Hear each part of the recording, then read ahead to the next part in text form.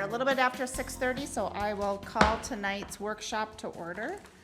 And I don't have an agenda in front of me. Thank you. Interesting. How do I not? Okay. Thank you. Karen, could we have you just note roll call for the record, please? Doing so right now. Excellent.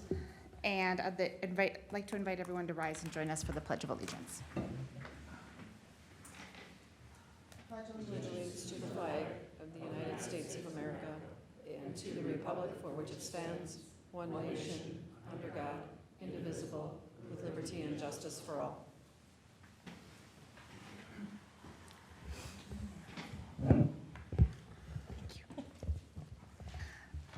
All right, so just a couple quick opening comments on logistics for this evening. We are in workshop session and a joint session between City Council and the EDA. The upstairs community room where we have been meeting was not available tonight, so we are in this more formal setting. However, let's do our best to keep this as informal as possible. Let's keep it a working session. And so feel free to please jump in, fully participate. We need you to fully participate as if we were upstairs. Does that make sense? All right, and also before I kick it over to Bruce and the presentation for the downtown plan, I just want to take a moment to welcome our new community development director, who I believe most of you had not had an opportunity to meet. Abby Whitman has recently joined us, and we're very excited to have you with us. And I look forward to all of you getting able to know her a little bit more in the upcoming weeks as we move forward with our next steps here for the downtown plan. So welcome, Abby. All right, with that, Dan, any opening comments before we kick off? Nope.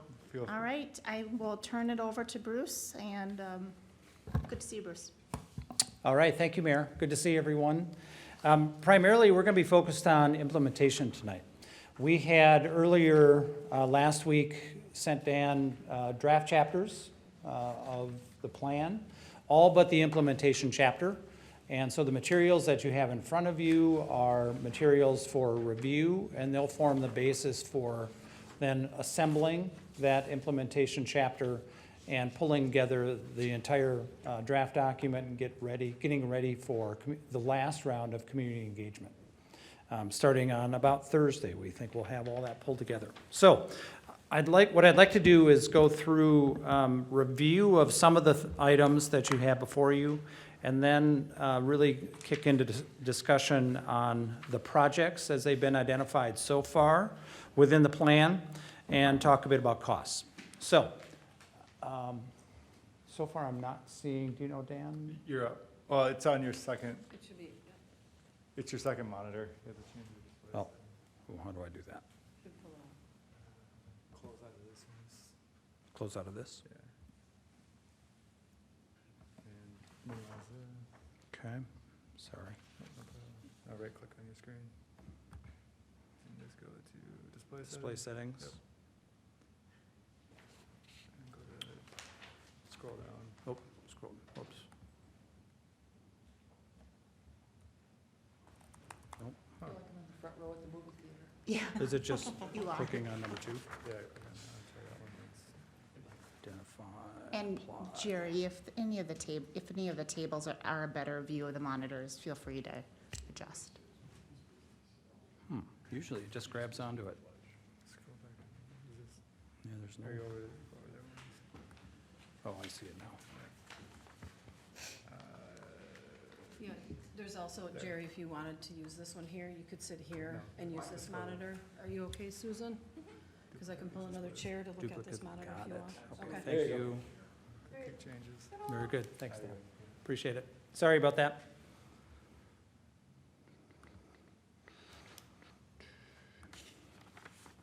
Let's try this again.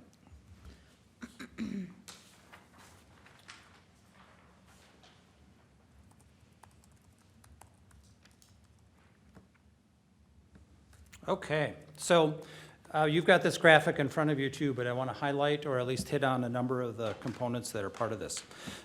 This is a consolidation of a couple of different graphics that you've seen in the past, and essentially this represents what we are suggesting as the final downtown guide plan. So this is kind of the comprehensive graphic element that shows the components of the plan that is being proposed. A couple of items on orientation. The heavier kind of dashed outside line represents the district. That's about 72 acres or so, the study area district. There is some descriptive text, the titles that you see, that's a little bit larger font than others. Those kind of represent the core or the elemental frame elements within the downtown plan. You all know that we're essentially focused on, at the center of the district, the Broadway Avenue Lake Street intersection. So that represents the middle of this diagram or middle of this plan. I'm going to hit or touch on the fundamental pieces first. The first one being the downtown loop trail. If you remember, the primary organizing component of the plan is the suggestion for creating a loop trail about a mile long that circumvents the downtown district. It uses, for a portion of that trail, the Hardwood Creek Trail, and then creates a new designated walking loop around the perimeter that reaches to and touches the lake through Lakeside Memorial Park. And you see that in kind of the yellow or the mustard color line, both dashed and solid, on your layout plan. Lakeside Parkway is a newer element that we talked about at the last meeting. I think the last meeting was the first time you saw this. And the notion here is that one of the key findings that we made as we were going through the planning process is that Lakeside Memorial Park really is fairly isolated from the rest of the experience of downtown. And integrating Lakeside Memorial Park with everything else that happens downtown, we view as a really important component to both making the park work as well as the park contributing to both the experience and the economics of downtown. So in combination with the loop trail that we just talked about, which integrates all those things, the second notion is to create this parkway concept or parkway lakeside loop that starts at First Street Southeast, extends through past the gone commercial property, and then alongside Lakeside Memorial Park, and comes back out to touch Lake Street at 2nd Avenue Northwest. So it's a bit of a horseshoe parkway. And the idea is that it creates a continuous access experience for people going to Lakeside Memorial Park or people wanting to drive by Lakeside Memorial Park, rather than going through a series of parking lots in order to make their way through that space. So it helps unify all those different areas, all what are currently parking lots on the lake side of Lake Street. So that's another organizing or important component. Those two elements really make up these fundamental kind of organizing features and shifts within the downtown. Now I'm just going to kind of walk through the rest of the elements on this plan. The first is the relocation of the existing boat launch. So on the north, if you can see you can see my cursor on the screen if you happen to be looking at the screen. But the current boat launch is at the northern edge of Lakeside Memorial Park. It's a DNR boat launch. The city is very engaged in operating that as well. And I think you all came to the conclusion at the last meeting that relocating that boat launch, even though it is a nice feature downtown and brings people to town, it is really a distraction for the things that are happening in that space between Lake Street and the lake. So relocating that boat launch to another spot, maybe really close to downtown, but not in the center or the core of downtown, would have a really significant impact on both the quality and the opportunities of retailing along Lake Street adjacent to the boat launch, as well as just circulation and parking issues that you kind of continually have as a result of that boat launch. So that's relocation of the launch. Next one is Lake Street Skyway.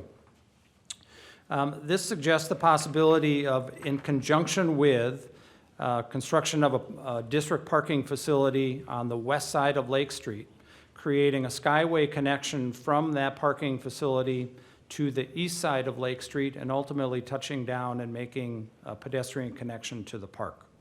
So the Skyway itself very likely would be coupled with a district parking facility on the west side of Lake Street, and probably doesn't make sense from an implementation standpoint unless you do construct a district parking piece on that west side. So it's fairly coupled with that particular option for parking.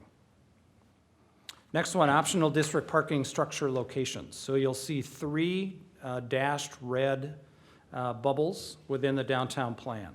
All 3 of these have been explored in concept and are within the downtown plan document that's drafted so far, but have been explored from a district parking facility standpoint. So this would be a parking structure. It would help make up the shortfall that we believe exists in parking downtown, and it looks at 3 different approaches or options for locating that facility. 2 of them are associated with redevelopment. So in other words, there would be, maybe a component of redevelopment that would be facing Lake Street. Maybe there'd be retail on the main level with housing above. And those 2 are on either side of Lake Street. A third option takes the existing parking lot adjacent to Lakeside Memorial Park and essentially includes or adds a second level of parking and digs it into the ground about half a level below grade. So there'd be a half level that's buried, and then a second level that would be exposed and about 5-6 feet above the current grade. So all 3 of these, they add different amounts of parking, but for cost estimating purposes, we just used about 150 stalls or thereabouts. They all would accommodate essentially that level of parking in the downtown area. The Canoe Kayak launch and secure tie-up. So one of the things we heard early in the process is that it would really be great to be able to bring a kayak or canoe downtown to have a safe place to either launch it or bring it in and tie it up and secure it and then have drinks, go to lunch, whatever. And so that's identified as a spot. We moved this location. It wasn't a different location. We moved it to be adjacent to the existing beach, thinking that that is probably a safer and more secure location for a canoe kayak launch. I'm kind of looking at Jerry and see if I get a nod or a shake of a head on that one. He's the expert on this topic. The next one, gateway landscaping. So gateway landscaping is suggested both for the center median as well as the boulevard spaces on either side of Broadway as it approaches Lake Street. You've done this area in the past. It needs some refresh. So much of this is refresh of what you already have, but it's a really important space and sets a tone for people coming into the downtown core from Broadway Avenue. Veterans Memorial. This is really more of we want to make sure we identify it as something that the community is already working toward. So there's a group, as we understand it, involved in conceptualizing a Veterans Memorial in Lakeside Park. And this is the location that's shown on the plan that the group is looking at. And this is a conceptual design so far that they have created. So we essentially just kind of dropped the plan that they're working on into this diagram. Next one, relocate the beach house, the warming house, and we've got a couple of different options for that. So if you remember, fairly close to where the memorial is proposed, there is a circular building that is the beach house, restroom facility, and it's probably past its useful life in many ways and could stand to be replaced. So we are identifying a couple of options for a replacement. One would be to build it into the 56 First Street building, commercial building owned by GON. And if the opportunity arises for that to occur, to build a plaza space around the perimeter of that building that would allow a public use and a public connection to the beach. The second option, if that one maybe doesn't work out as a possibility, would be the possibility or the idea of relocating the current play area from its current location, building the beach house in that spot, and then relocating the playground to an area more central in the park. And that's suggested for a couple of reasons. The current spot for the playground is a little isolated, has a great proximity to the beach. That's the advantage of it. But from a visual standpoint, it's a little tucked back. So this option would make it really a central component of what's going on in the park.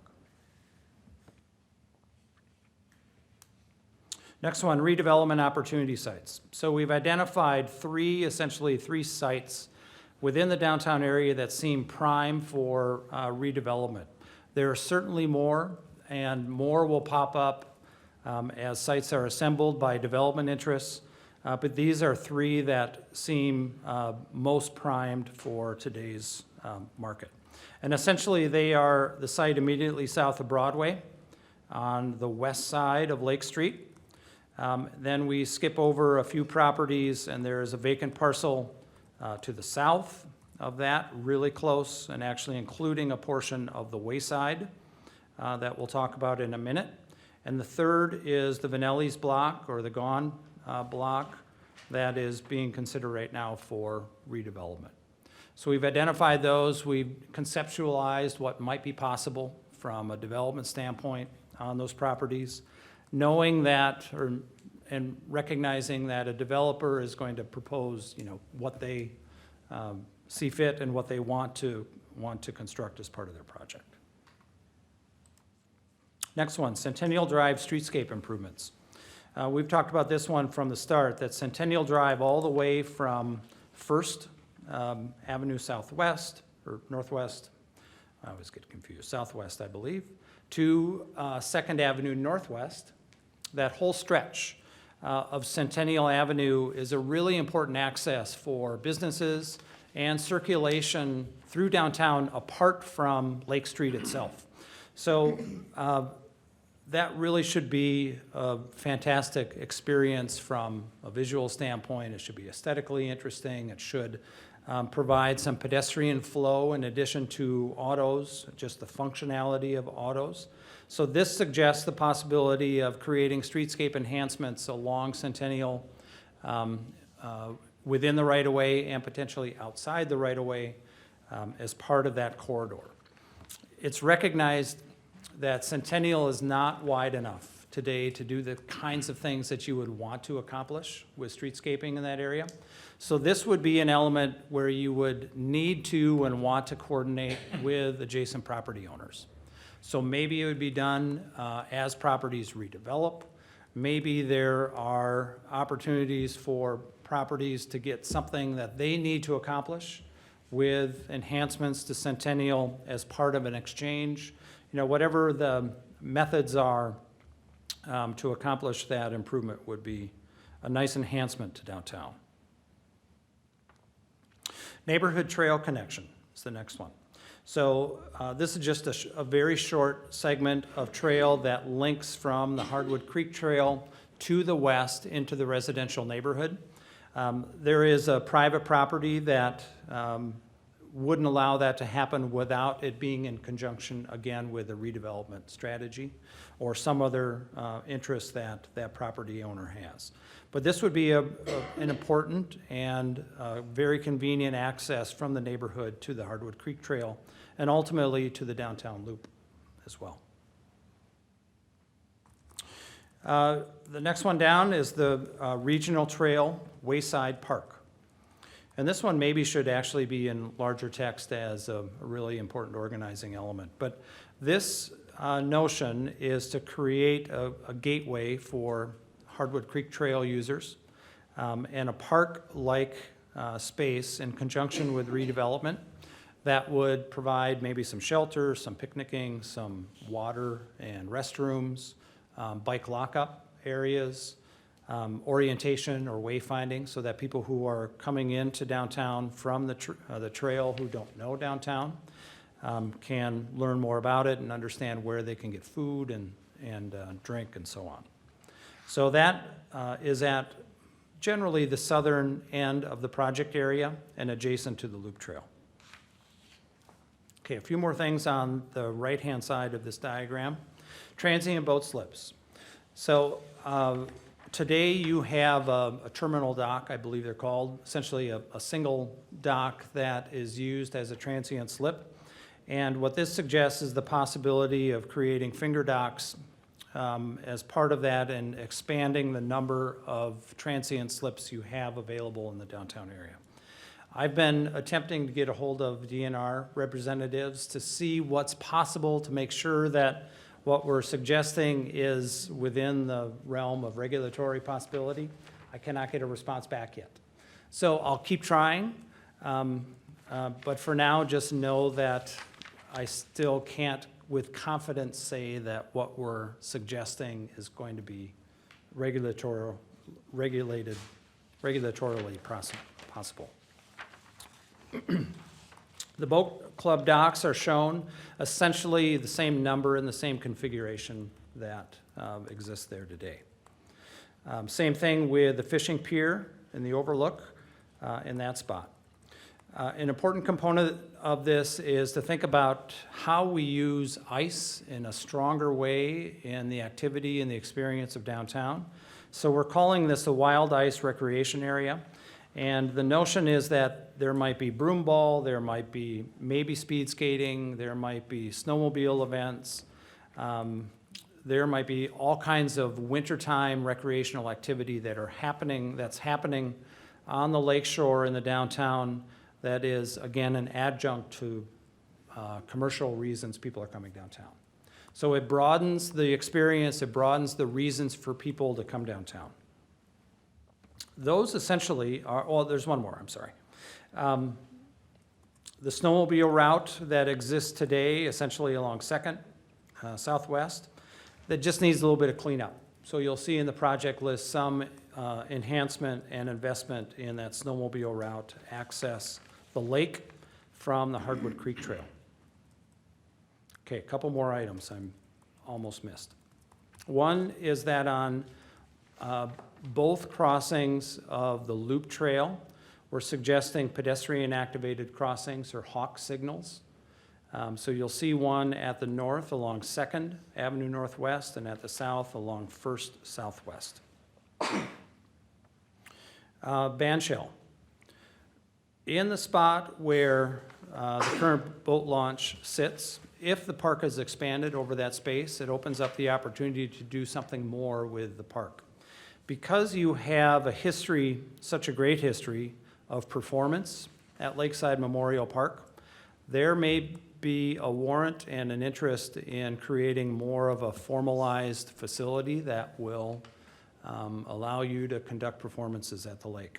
So this suggests the possibility of a bandshell, probably a built-in restroom facility, and some great lawn kind of space that might either be fixed seating for a portion or just lawn space. You'll see a note on here that says Paseo. And the notion of the Paseo is that it's a pedestrian way from Lake Street to the lakefront. And it would be the touchdown point for the Skyway if you happen to do the Skyway. But it would create this mid-block connection all the way through buildings and development and all the way to the lakefront in line with the new transient boat slips. That, I think, represents the full spectrum of suggestions with the plan. Questions or clarifications at this point on the plan? Questions from the group? Lots to digest. Can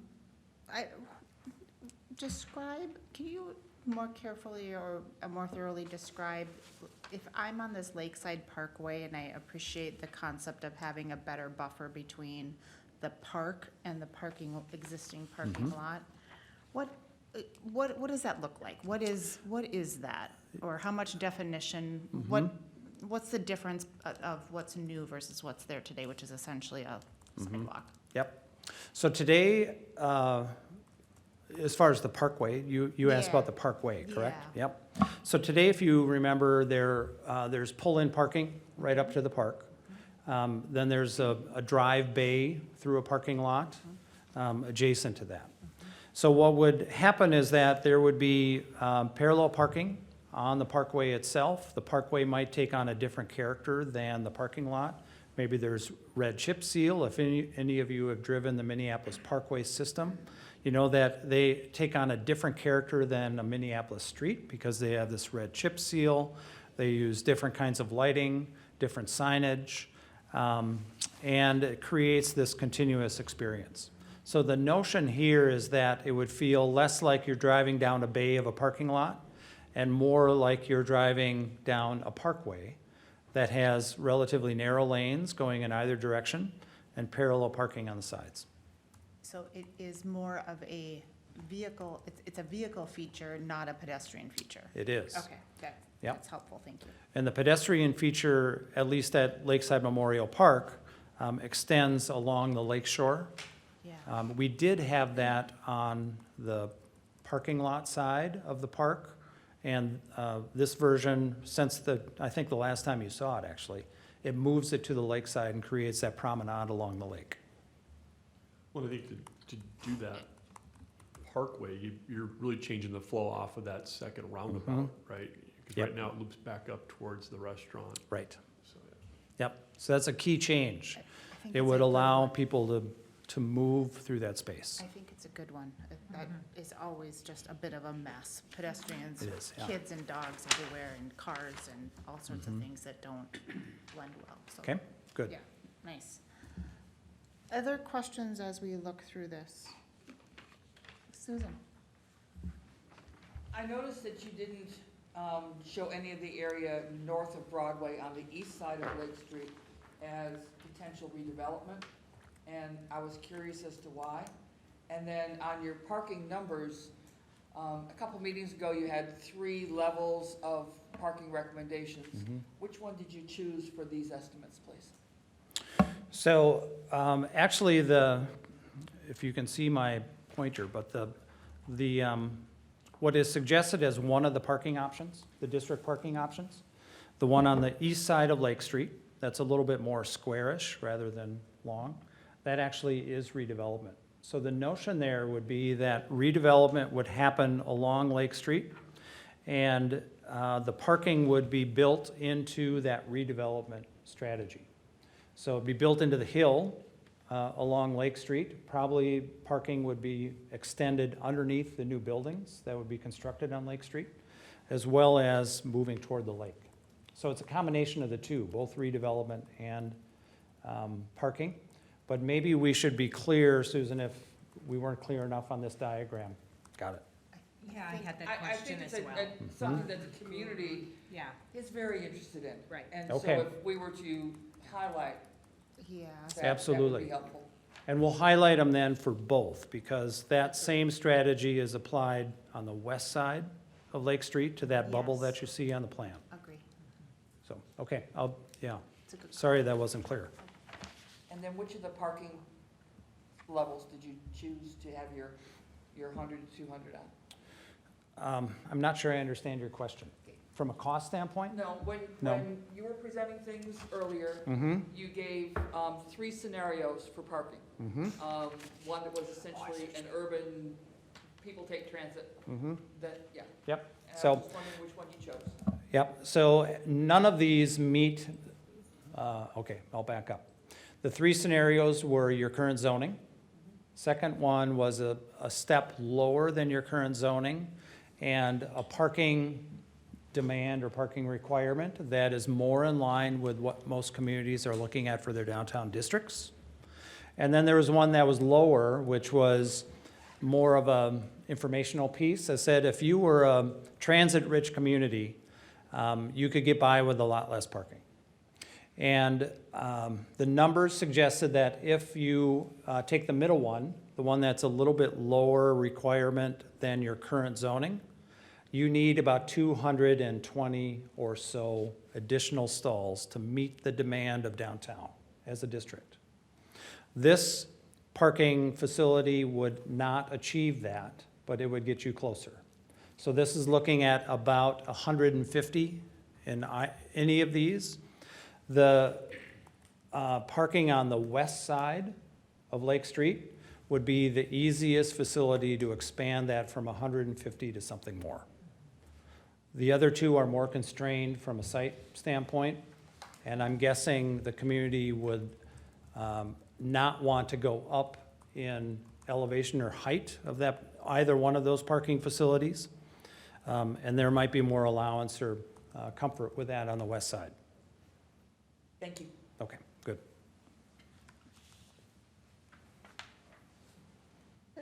Questions? Maybe just a little, oh, go ahead, Jerry. So, there's significant number of components involved in this master plan. I don't know how many there is, 15 different components. And there is certain components of this that only make sense to be done before another component is done. Yep. So, have you looked at prioritizations? So, for example, like the Lakeside Parkway, you build that. I mean, until the boat ramp gets relocated, you can't even, I mean, it wouldn't make any sense to even start considering doing that. Yep. So if you look at any kind of prioritization of these 15 different elements as to what can you do before this or after this because of the impact? Yep. So we've started that, but we really wanted to use this meeting Okay. to hear from you about what your priorities are. And if you look at the memo that we're going to review in a little bit, Jerry, you'll see in there that there are kind of boxes to check on early phase or a catalyst project, I think I called it, early phase and later phase. So the logistics we should discuss because there are real logistics about logically doing something before another. But if we have the discussion, if you have the discussion about what really rises to the top from an interest standpoint, then we can work on the logistics and in the draft document, put together a phasing strategy that logistically works and represents your preliminary thinking on what rises to the top. Does that help, Jerry? Okay.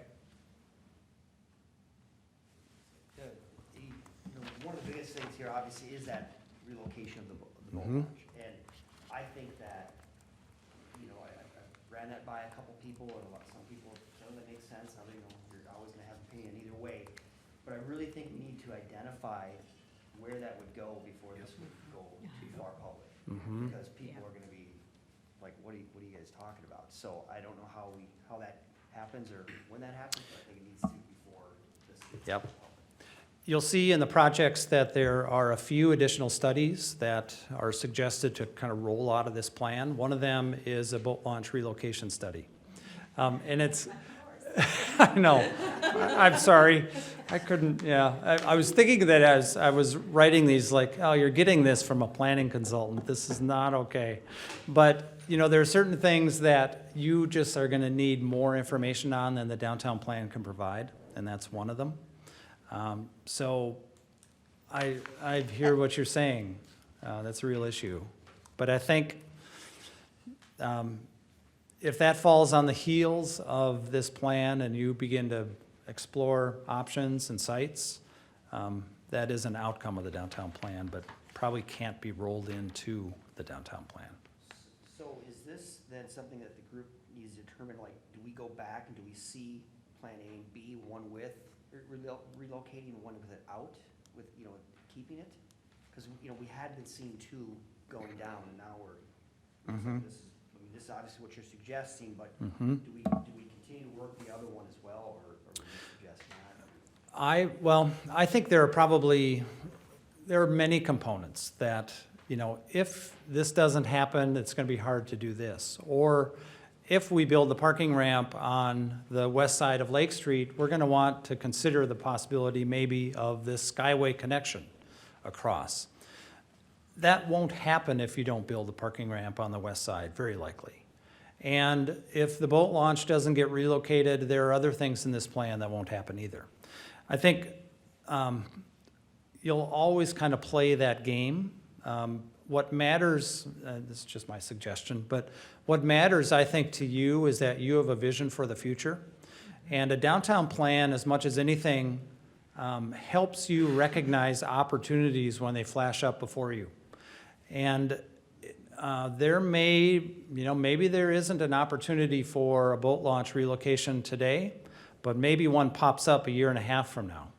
And having it in this plan, even though we're creating the plan not knowing that opportunity exists, is smart for you to make it part of the plan, because then it allows you to jump on it because it's in a policy document that you've adopted.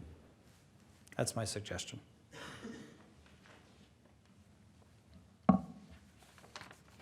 This is just a minor comment, but Yeah. I noticed it's included in your cost as well, so I'll throw it out there. You have 2 pedestrian activated crossings, and one is at Second Avenue and the other is at the southern part. First. Thank you. Second Avenue Northwest, isn't that already there? So you have a pedestrian crossing that doesn't kind of meet the current standards of hawk signals.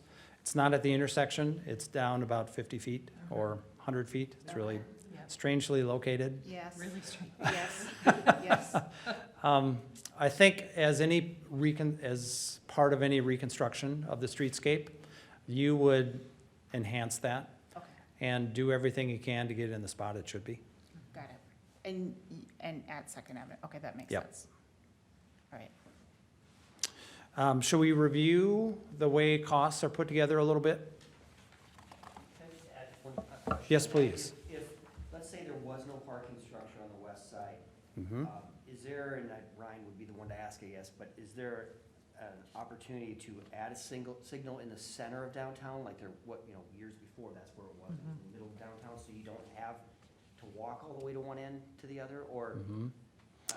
We, without doing that, whether or not, obviously, if there's not a parking on the west side, then there's not a Skyway, but yet to be able to transverse that Yep. through the middle of downtown, nice, you having to walk all Agree. the way down to one. so you mean a pedestrian crossing? Yeah, in the Ooh, middle of, I maybe where that Skyway would be proposed. Right. I think that very well could be. Let me talk to the city engineer about that possibility. We haven't talked about that specifically. We've talked about them at Broadway. That definitely is a possibility. Seems like less of an interest to the community. But let me bring that up. As long as we're on that, do you know, and again, this would be Ryan question, there's that signal at the new one at the high school, they have that hawk, but there isn't one Only one in the downtown for- state. That's the first one that's ever been put in at the state, is at the roundabout is. I mean, that seems like something we should look at. So now we've done it once, we can do it again, right? Right away I like it, downtown. yep. Yeah. Mhm. Okay. Great. I'm going to switch to the cost document.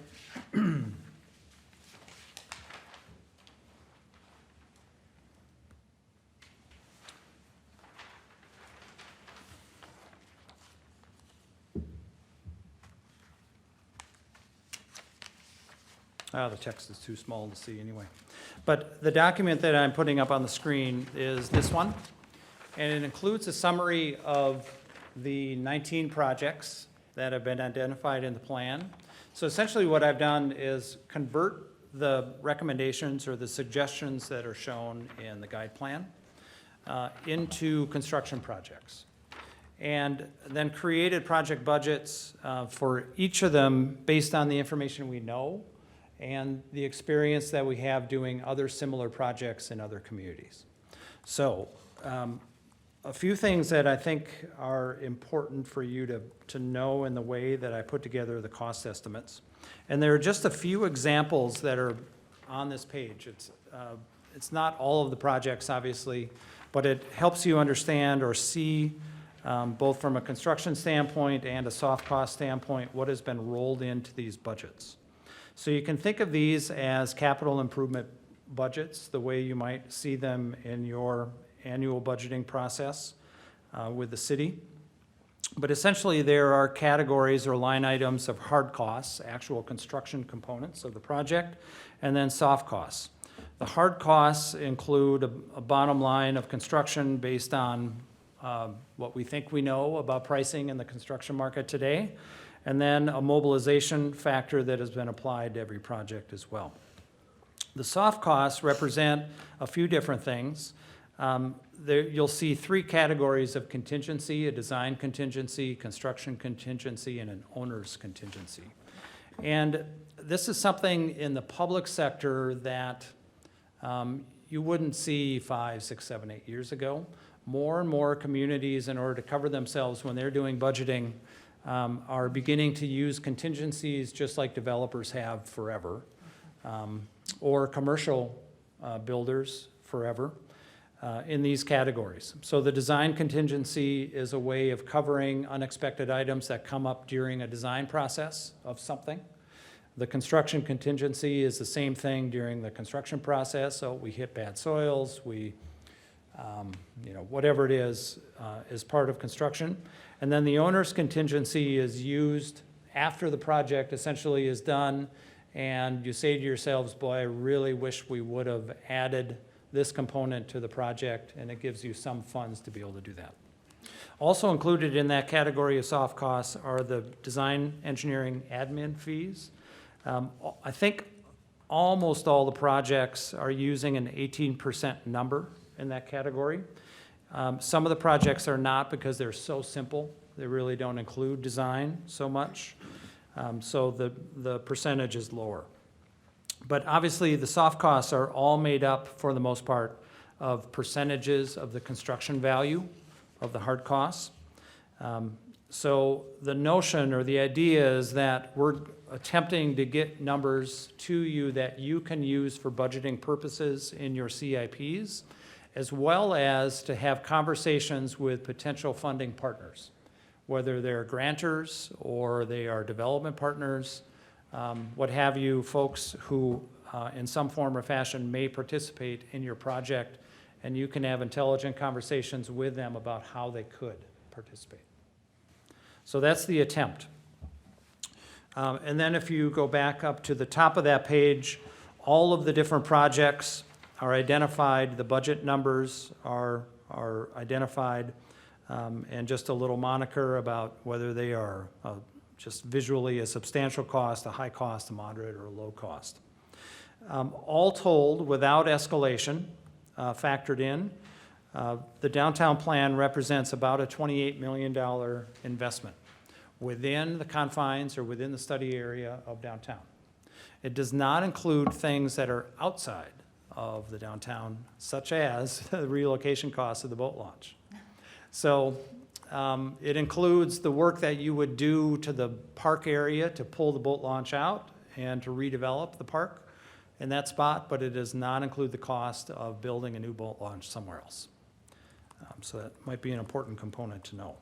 It also does not include escalation or inflation.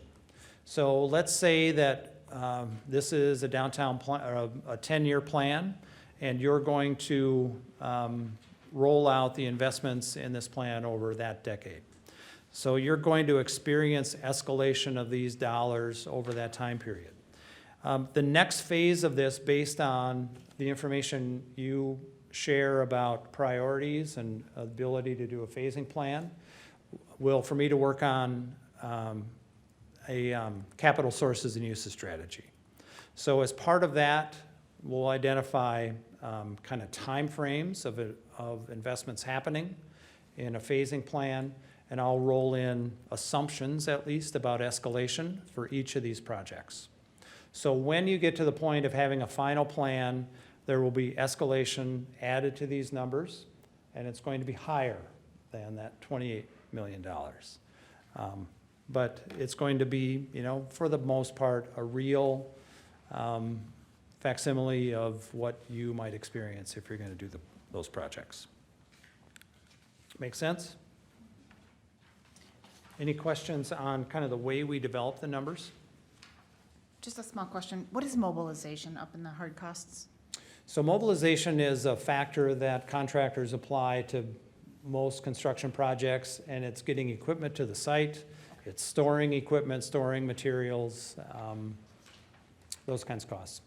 And they typically calculate it as a percentage of the overall construction value.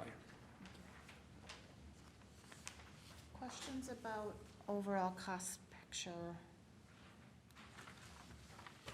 This will sure be a layered conversation as we go deeper, but Mhm. any big picture questions at this point? So how much of these total costs do we anticipate from private investment?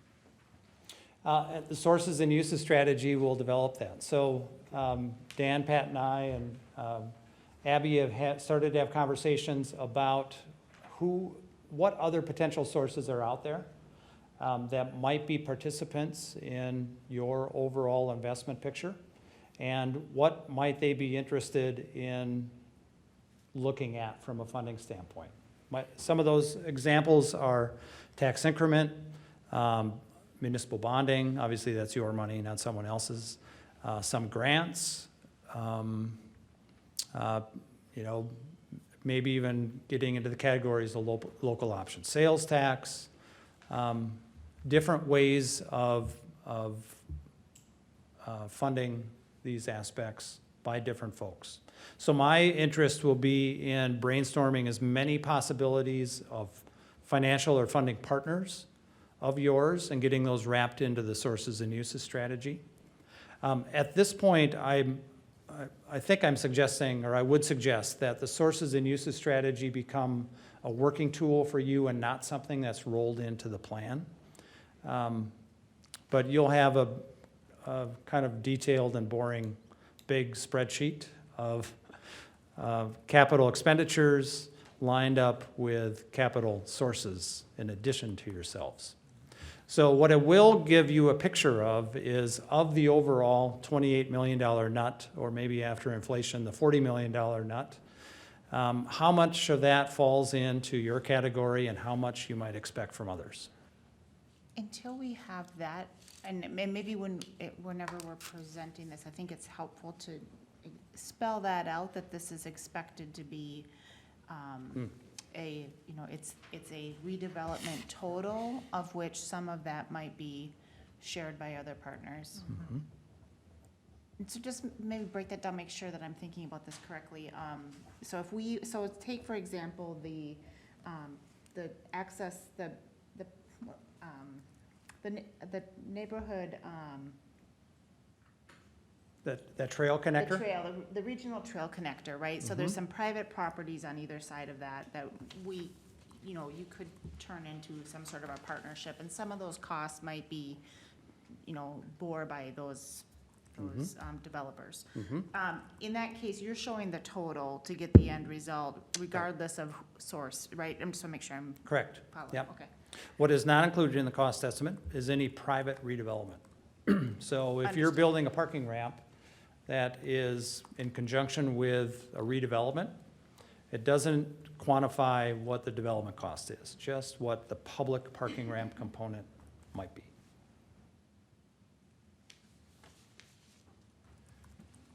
Quick question on the Shoreline Enhancement project. Yep. Is that the building of the kayak space? Is that what you're referring to? I think it includes that. I'm going to go to it.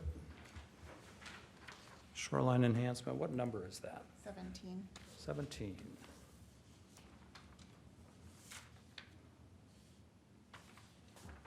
It's just shoreline reconstruction. So right now, you've got kind of a riprap edge that isn't super appealing or inviting.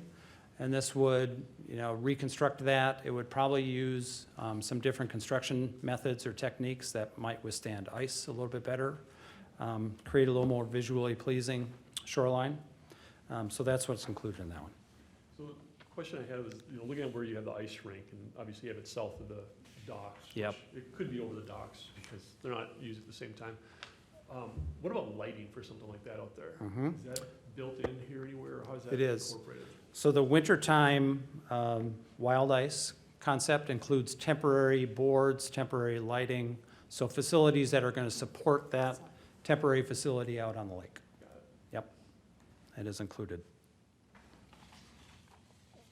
Susan? I don't know if any of you have noticed that on Broadway, just before Lake Street, on Broadway just west of Lake Street, I don't know whether it was city employees or a neighboring business, has spiffed that up, including a few tulips that look really nice. I think that the opportunity to partner with some of the areas, partner with some of the local organizations, has possibilities. The beautification group is working with the high school FFA to get us a plan for that little triangle garden. So some of those partnerships may not be huge, high dollar things, but they could be good community impact and help build community spirit that then drives more acceptance of price tags. Good point, good call out. Other questions related to this first pass at cost, Jerry? And Bruce, one of the larger cost components is the Lake Street Streetscape project. What's been your dialogue with the DNR, not DNR, DOT regarding that, being it's Highway 61? So MnDOT is beginning to explore, I'm not speaking on turn, beginning to explore the possibility of turnback of Lake Street from a state highway to a county highway. So the conversation, we've had conversation with MnDOT representatives about it, but only in very general terms. And part of the reason for that is that it may not be a MnDOT facility by the time you get to this project. It could be a county. Yep, You say a turn back to the county or to the state? to the county, yeah. So, what can be done on that would either be, at some point, either MnDOT potentially or county at some point. Never the city. No, I don't think that's in the cards, Okay. from what I understand. Pat's Turnbacks have shaking not, his head. turnbacks have not served us well. It would be that would be a tough pill to swallow. Yeah. When MnDOT, you probably know this, Jerry, but when MnDOT or an agency turns back a roadway to another jurisdiction, there are turnback dollars that are associated with that transfer. Usually it represents a full reconstruction of the facility that exists there today. That doesn't necessarily translate to a full reconstruction of your streetscape, but it might the street itself. We haven't had that experience in the past. Oh, I'm sorry. You all may remember that the county turned over North Shore Trail, turned back that to the city. There were not those dollars. Well stated. Once in a while, I can be kind. Yeah. But, I will say, in sources of revenue and all things on the table, one of the things I think this group needs to keep on radar is what does that partnership look like? And are we able to achieve what we want to achieve through that partnership, or should we make a tighter push? Again, tough pill to swallow because our current maintenance, we are not well-funded in that regard, and it's a struggle, and so to take on more is without, we still don't have a great plan for North Shore Trail, for example.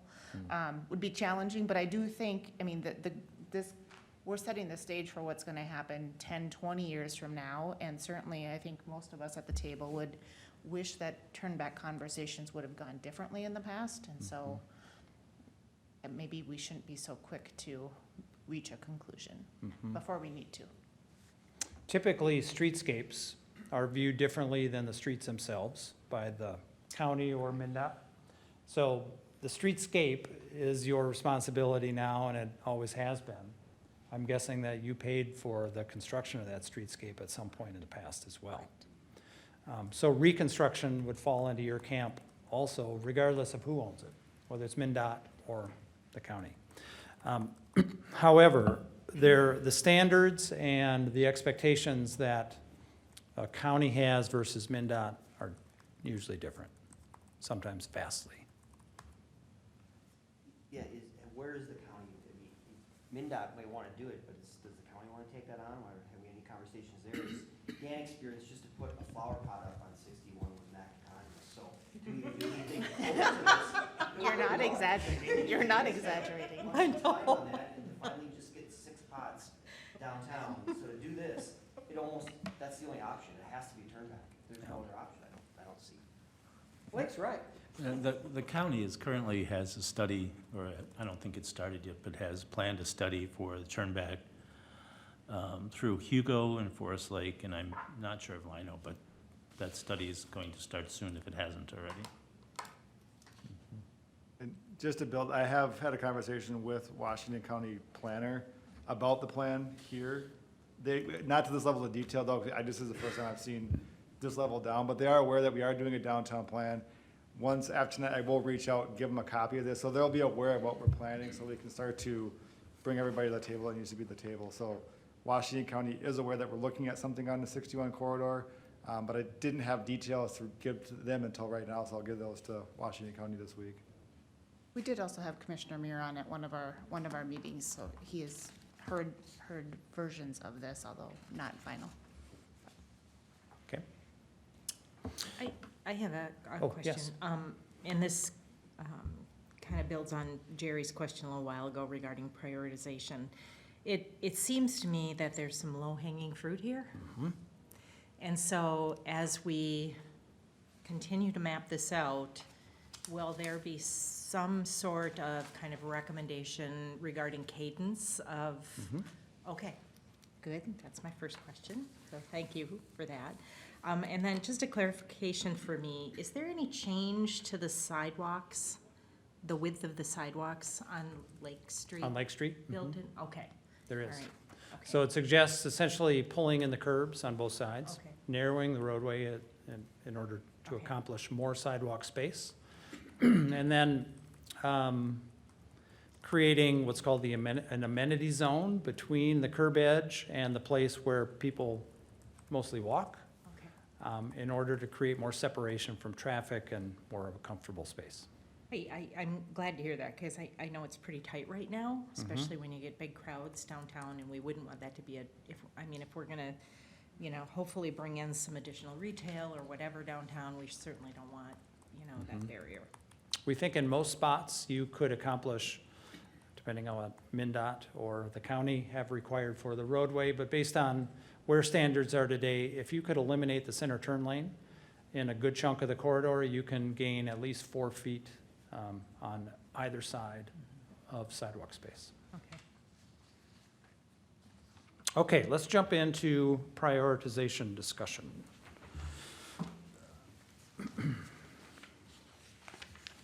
So on page 2 of the memo, which seems to have disappeared from my screen,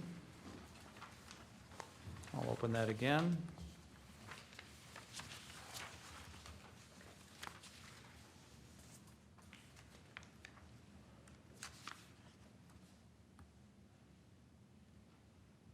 Okay, beginning on page 2, the projects that are summarized in this cost spreadsheet are also described, and the budget is carried over into this memo. And what I'd like to do is just listen to your discussion about prioritization, recognizing Jerry's comment that logistically, there are some things that really need to come before others. So we don't have to create a 1, 2, 3, 4, 5 list, but to hear where you stand on general prioritization of all of these projects would be really helpful. And what I'll do then is build a beginning phasing strategy that we can drop into the implementation chapter and get out for public comment. So essentially, your notions or the things you identify as kind of rising to the top or maybe falling a little bit farther down in priorities will go before the public as part of this last round of community engagement over the next few weeks. So I'm just going to kind of tee it up. You'll see that within each of the descriptions of the projects, 1 through 19, I think, there is a catalyst checkbox, an early phase checkbox, a late phase, or an opportunistic checkbox. And essentially, catalyst represents that low-hanging fruit that some of you talked about. So they might be things that are not big dollar items that are going to require a lot of time to assemble money for. They might be things that are really impactful visually, that the community is really interested in, or, you know, some other reason that they should go early. Early phase probably represents between 2 and 5 years. Later phase probably represents 5 to 10. And the opportunistic project category is more of a project that if you get money that drops in your lap, maybe we should look at this one. But otherwise, it really doesn't rise to a priority level for us. So I suppose we could do this in a couple of ways. We could go project by project through this, or we could just open it up for discussion and you all kind of jump around and I'll do my best to take notes. Thoughts? So I would appreciate going through project by project personally. I think there's some value to that, but I would be interested in, I know staff is kind of receiving this at the same time we are. Just from a staging of infrastructure city perspective, are there some just first things that need to go or barrier projects that if we were to sequence poorly would have a negative impact?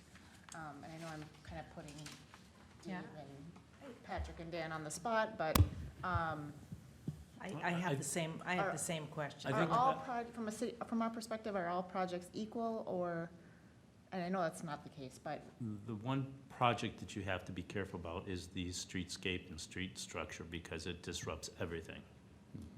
I mean, it disrupts business, pedestrian traffic, 4th of July traffic. So out of all of your projects, you have to make sure you time that one correctly and put it where it fits. That's the biggest exposure. I mean, people can handle the park being ripped up a little bit or the boat dock being taken out, but when you start to fiddle with the streetscape and the concrete and, you know, you can't get your hair cut or whatever else is downtown, that's when you really run into problems.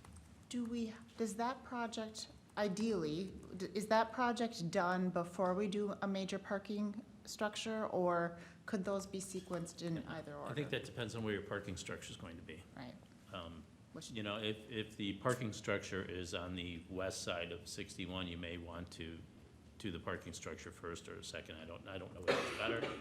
If the parking structure's on over the top of where the current parking for the park is, it probably doesn't have a lot of impact, so. Yeah, you know, I was gonna ask the same question and that Mayor Bain asked. The thing that's not really clear to me, or maybe let me back up a little bit. You don't wanna redo something, right? You don't wanna jump ahead and then have whatever it is you've done impacted by that next phase, you know, so that it creates an issue. And I'm not sure that I'm jumping ahead here. Maybe you have that kind of on the radar.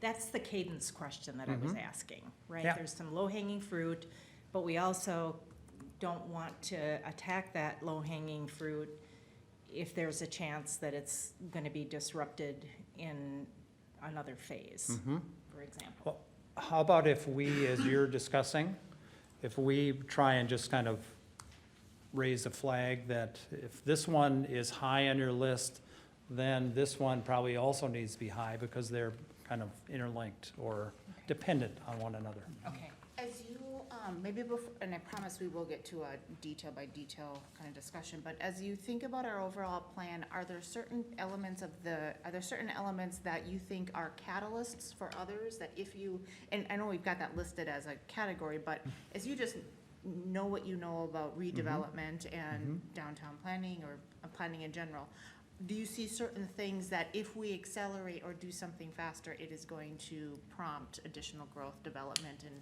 maybe a faster attainment of our goals? Do you have some candidates that you would highlight of, hey, if you were in our shoes, you'd start here? Is there any thoughts around that jump to mind? I think the downtown loop is pedestrian? maybe not a catalyst project, but it's a catalyst for change in downtown. The pedestrian loop, yeah. Okay. I think the Wayside might be the Wayside Park Might be an opportunity that could be lost if the site redevelops without your involvement. I think the Parkway is going to be reliant on other things that are happening adjacent to the Parkway and actually might be built in pieces. If another example might be if the Gone development of the Nelly's Block redevelops, you're gonna wanna jump on that right away as part of that redevelopment project, that component of it. Understood. That's helpful. So with that, maybe let's kind of, do you want to walk us through each Sure. one individually? Yeah, I won't spend much time talking about what each project entails. If you have questions about what they entail, be sure to ask, but I've done my best to kind of summarize what each project includes. The Lake Street Streetscape project represents the full corridor or the full length of the study area. And that's obviously a big ticket item. That is a $5.3 million suggested project budget. And that includes both modifications to the curbing in order to narrow the street and gain more space for sidewalk and amenities, and then development of all of those sidewalk components. Number two, the district parking ramp project.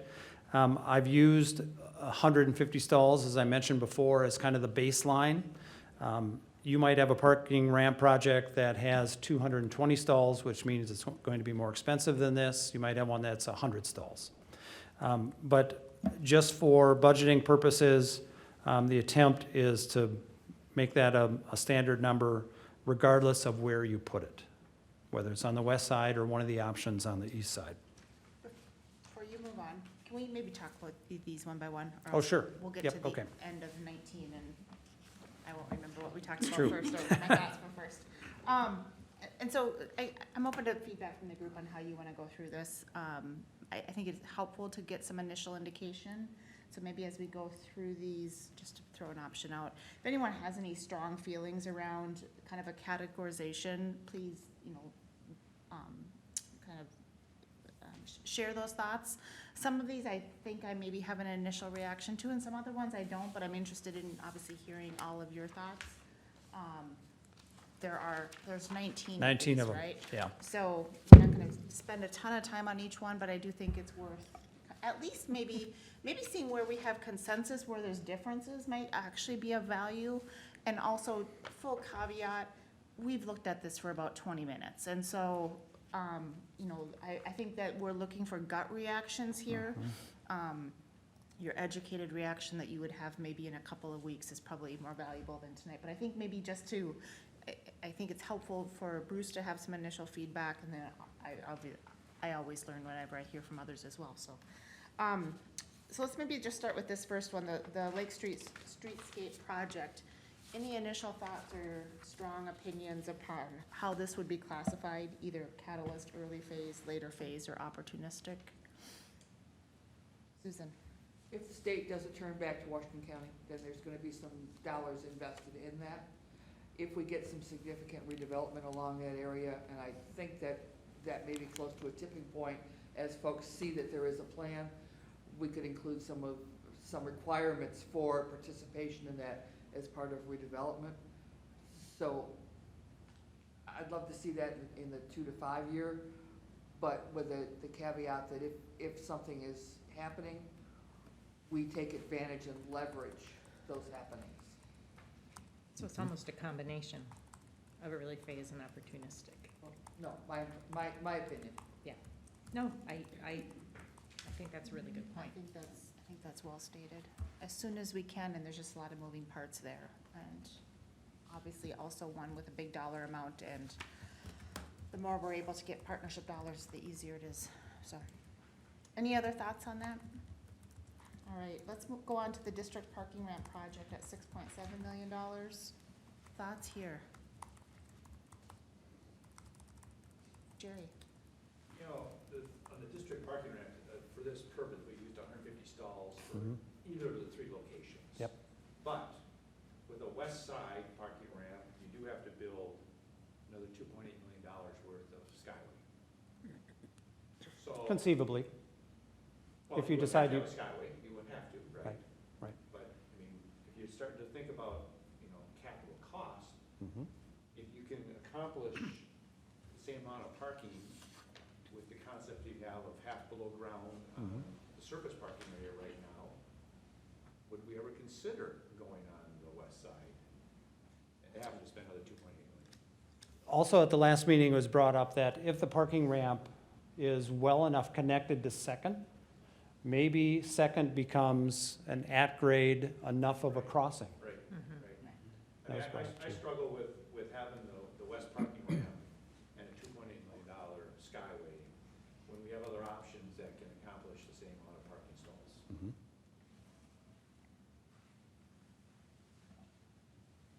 Other thoughts on, Well, I mean, I think that Lakeside parking project would be opportunistic, because you don't have to do it.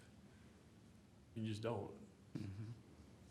Skyway project, I mean, they're great, I've walked around them all weekend in Rochester, but you don't need one right there. I mean, people cross the street all the time now, especially if you have the right setup.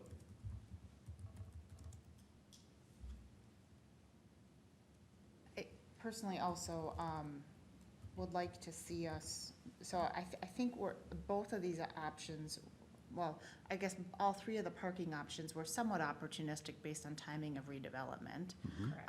And so we're not completely in the driver's seat to the extent that we are looking for a redevelopment opportunity to trigger a parking project.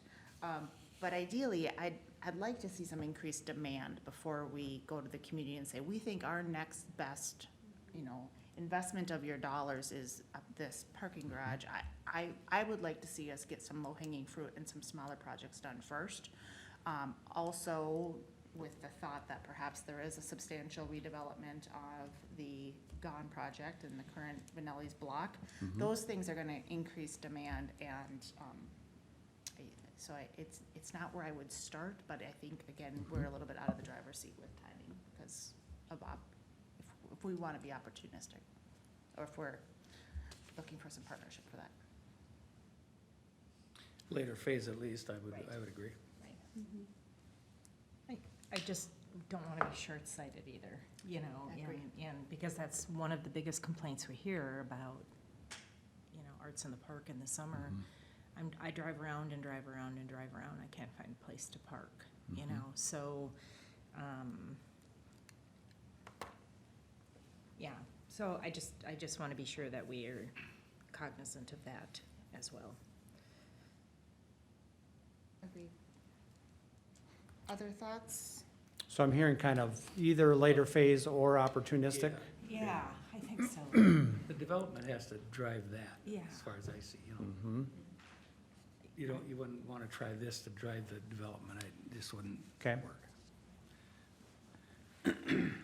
All right. Kind of covered both 2 and 3. Do you want to just do a quick intro of the Absolutely. Paseo project? So the Paseo project, if you remember, is that broad pedestrian way from Lake Street to the lakefront, essentially going through the the boat launch area. So in that location, it would mean that the boat launch would need to be moved first. So this is one of those issues where there is a logistical sequence. And the idea is that this would be that connection point from retailing on Lake Street right down to the park. It's at $2.8 million. Oh, excuse me, I'm sorry. I'm looking at the wrong one. $750,000. So, I like the idea regardless of whether it's the location that it's proposed with, even if we don't relocate, I like the idea of having that connection to Lake Street. I do too. Mhm. I really do Regardless too. of where it's at. 100%. So, Okay. as far as timing, I think that seems like it could be an earlier phase, project that, or obviously, if something happens, that's opportunistic as well, but. okay. Sorry, I just realized now that I missed the Skyway project. We'll come back to that. I think we kind of picked up some comments on Skyway related to parking, so, Okay, yeah, I think we're okay. okay. Other- Real quick with this Paseo, I mean, isn't there already, pathways on that side of the street that, could we do some of this that they're talking about, make it sooner than later, rather than waiting until the boat launch is gone, but just connect Lake Street intentionally instead of it just being like, we forgot An to put this alley. weed. Yeah. I think there's probably some property, either redevelopment or acquisition, that you could leverage in order to construct the paseo through the portion that currently has buildings on it. There are some kind of alley connections from Lake Street to the back side of the buildings. There's one that I can think of. And that may be the best opportunity until redevelopment happens. So, yeah, I could see maybe an interim solution that would be a relatively low-cost approach to get this thing put in, and then a more permanent solution with redevelopment when that portion of Lake Street redevelops. The Downtown Beautification Group has talked about a couple of those alleys that are just awful, that if they were cleaned out from the junk and graded a little bit with a couple of tables or a couple of benches, a couple more pots, that those could be a serious amenity for downtown with not a lot of dollars. The trouble is the property owners are making sure that there was, I don't know if those were ever platted as alleys or not. As alleys? Yeah, if they were platted as alleys, that helps. I think one is. I think that'd be easy enough to find out, Yeah, I think one is. Dan. It doesn't look like, there might be No. little hidden gaps, but maybe not platted. I think, kind of tying into that Paseo project, when I talk about low-hanging fruit, it seems to me like that, kind of that whole Lakeside Memorial Park area and Shoreline could be done fairly quickly. I mean, in that 1 to 2 year phase, and then sort of a movement, maybe west. But I think the unanswered question is, what would we do with that boat launch? Right? Right. And so, it's difficult to make a decision about what to do there, when we don't necessarily know what we're going to do at that boat launch. Yep. And I do think it needs to be addressed. I would agree. I think that boat launch project might be an early project. A quick. for sure. Okay. Yep. Just finding a spot for the new one Yes, is right. gonna be a. At least knowing what options are and costs of options and getting some community feedback is gonna guide so many other decisions. Yeah. All right, are we up to number 5, the downtown trail loop project? Yep. So the downtown trail loop is the horseshoe portion of the loop that connects Hardwood Creek Trail to this loop on the south end at First and on the north side at Second. And a portion of it is through Lakeside Memorial Park. Bruce, is there anything with that, the downtown trail, that if it was built, that is impacted by any other future activity?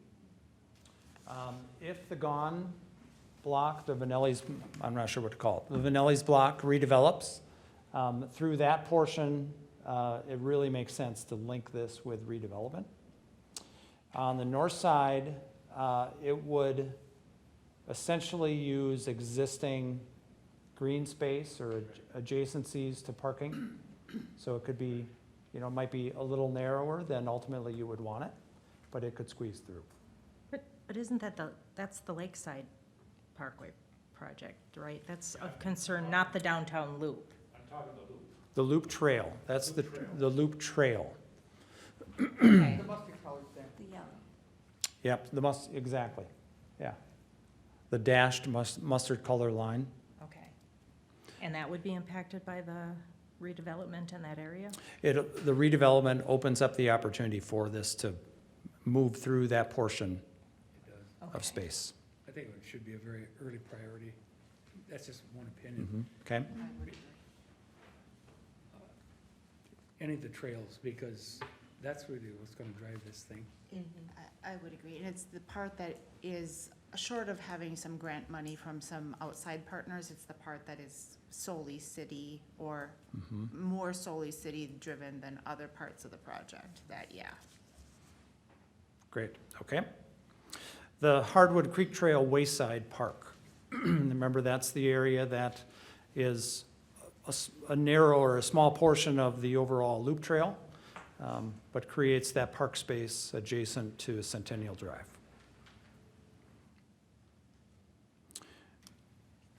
I'll note also that this dollar amount that's identified for the Wayside of $900,000 does not include land acquisition.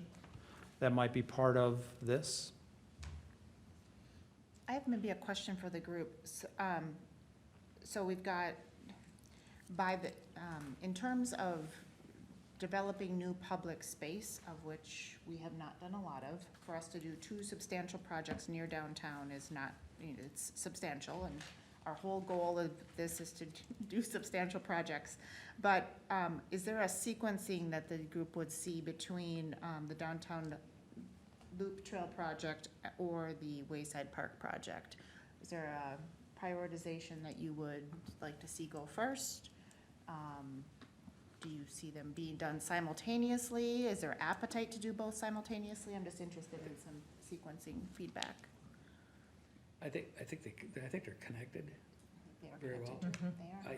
I just think that the Hardwood Creek Trail Wayside Park would be a little bit later phase from the downtown loop.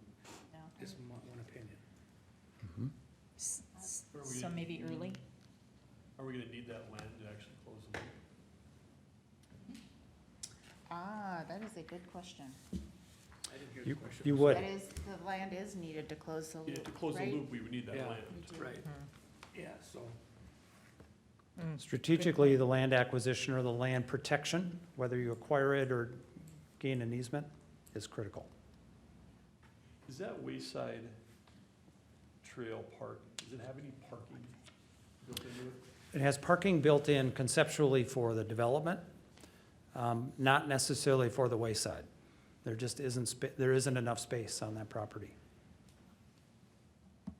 You may want to make a 6A and B, because land acquisition is important, and you risk not getting the land if that's a project that you really want to do. It doesn't mean you have to develop it, it just means you have to obtain it so that you can, in the future, do whatever you want to do with it. It's a good call out. It seems to me like I think you could be more optimistic based on a development. At first, when you presented this, I thought it was kind of a crazy idea, but I do like it more and more. But I think it has to be, there needs to be a development part of it where you work with whoever Yeah. can develop that, and you're not purchasing that land. And in the short term, you could run that trail just down to Second, and then cross, there's a crosswalk there, maybe that's a crossing out, and then back north on Lake to make that loop short term until something were to happen there. I just don't know about buying that land just specifically for that. Remember, if you were a buyer, it puts you in a partnership seat with a potential redeveloper. So if you were to acquire the land, hold out the portion that would be needed for the Wayside, it allows you to begin to have conversations with development partners for the remainder and capture what you would need. Might be a good catalyst. Yes.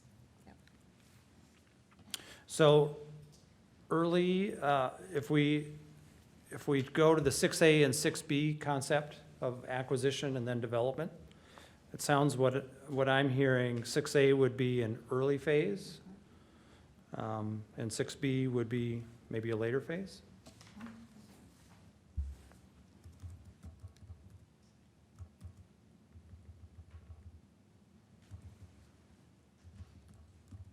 Okay. On to 7.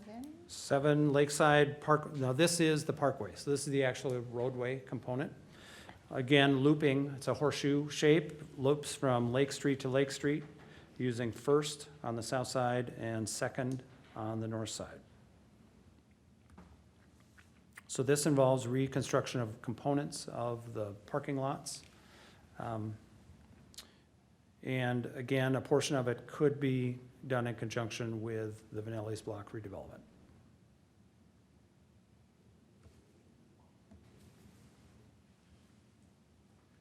Yeah, I mean, I'd see this as part of a redevelopment in phases, because if you do that Lakeside Parkway through the current Lakeside Memorial Park parking lot, you're gonna lose parking lot.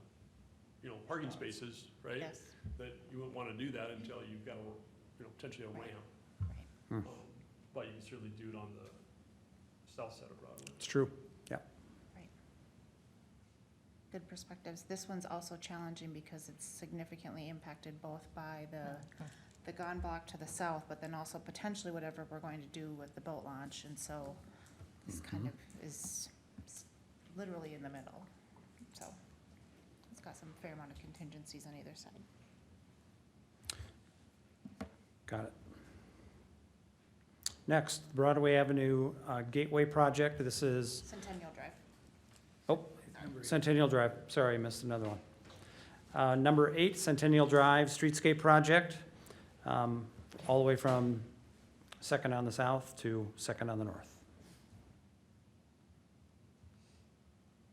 Just my opinion, this one fits in whenever it is not going to be disrupted by other projects, because this is gonna be the thoroughfare that's heavily used when other projects are happening. And so let's just be careful to sequence, so we're not doing it all at once.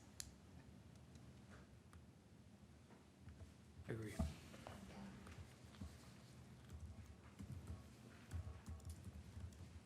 Okay. Now we're on to the Broadway Avenue Gateway Project. Relatively low cost, $130,000, represents a spruce up of those gateway components that exist there today. Excuse me.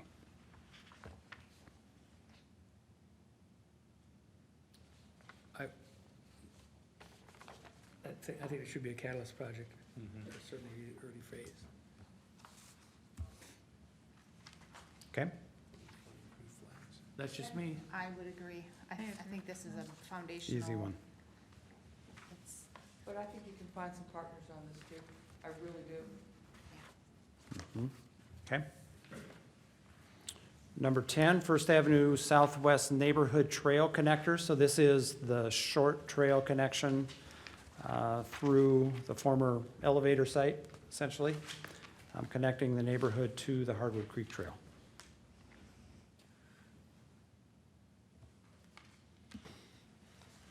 thoughts on timing? Probably opportunistic with whatever they're gonna do to redevelop that space. Have we seen, do we have plans for that?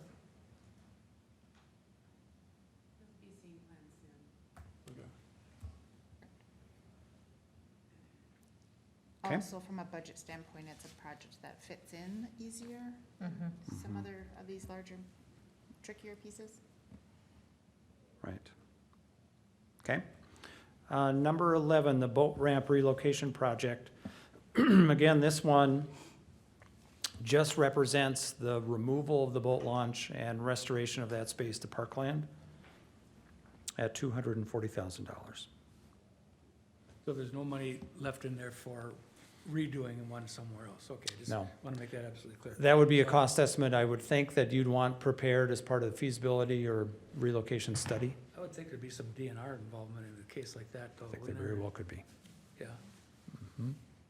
Dan, is there typically DNR funding dollars for those types of projects? Or is it, you and I are sharing the brain tonight. Is there DNR relocation, is there cost participation typically, like? There we have was with- Are they last as time. nice as their aeronautics cousins? I don't think they're quite as nice as the aeronautics cousins in terms of 95.5 cost participation. We did get cost participation on this current location that was there. We did get the grant to allow for construction of it. It might be a little bit of an uphill battle saying we're closing an existing launch that they already gave us grant funding for to put it somewhere else. But that being said, you could always ask for grant dollars, say we need a better location where you can get easier access, et cetera, et cetera. So I think it's on the table, but I don't know what their appetite would be to fund that. Get your foot in the door. I think this is an example where we need to break it up into some smaller pieces, and this preliminary study, I think, is going to be important. Yep. To just Agreed. have some options and to know some cost options to even know if it's something to even seriously consider. Yeah, and new location options. That's I right, mean, that's yeah. right, yes. It has a rippling effect on other things. I think that's the biggest question, is It what is really the is. I cost? mean, what are you gonna- Is there a nearby yeah. location and what's the cost? So, So maybe with this one, as far as breaking it up, what I should do is pull out the relocation study, the cost of the study, make that kind of a 11A, and then 11B is the actual work. We could do that.